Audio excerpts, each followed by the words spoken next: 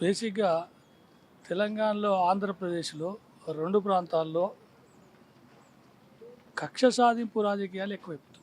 కక్ష సాధింపు రాజకీయాలు అనేటివి ప్రజాస్వామ్య వ్యవస్థకు గొడ్డలి పెట్టలాంటివి.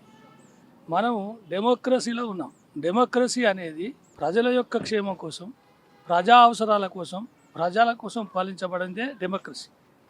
బట్ వాటిని పక్కన పెట్టి వ్యవస్థలన్నింటినీ, అంటే అధికార వ్యవస్థలన్నింటినీ నిర్వీర్యం చేస్తూ అత్యంత దారుణంగా వాళ్ళ పర్సనల్గా వాడుకుంటూ వాళ్ళ ఇష్టారాజ్యంగా చేస్తున్నారు.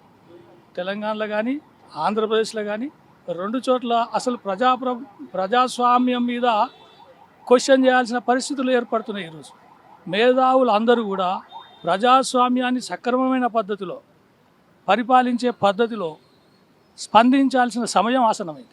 ప్రజాస్వామ్యాన్ని రక్షించుకోవాల్సిన బాధ్యత ప్రజలందరిపైన ఉంది. ప్రజలందరూ కూడా మనకెందుకులే అని వదిలేస్తుంటే ప్రజాస్వామ్యం మనగడ క్వశ్చన్గా మారే అవకాశం ఉంది. ఎందుకు జరుగుతున్నాయి అనేది ప్రతి ఒక్కరికి తెలిసిన విషయమే. ఆంధ్రలోనైతే పూర్తి స్థాయిలో తమిళనాడు స్టైలు రాజకీయం మొదలైపోయింది. తమిళనాడు స్టైల్ రాజకీయం అంటే ఏంది? వీడికి అధికారం వస్తే వాడిని హింసించడం, వాడికి అధికారం వస్తే వీడిని హింసించడం. ఇది యాక్చువల్గా ఈ హింసించడానికి ఎవరిని వాడుతున్నారు? పోలీసులు వాడతారు, సిబిఐని వాడతారు, ఇన్కమ్ ట్యాక్స్ వాళ్ళని వాడుతున్నారు.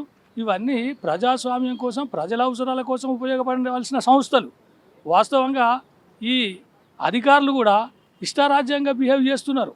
వీళ్ళ పోస్టులు, వీళ్ళ పదవులు, వీళ్ళ ప్రమోషన్లు అన్నీ వీళ్ళ చేతిలో ఉండడం వల్లనే వాళ్ళు చెప్పిన పనిని యాజ్ ఇట్ ఈజ్గా చేయాల్సిన సిద్ధపడుతున్నారు. అంటే ప్రజాస్వామ్యాన్ని అనే దాన్నే ప్రశ్నార్థకంగా మారుస్తున్నారు.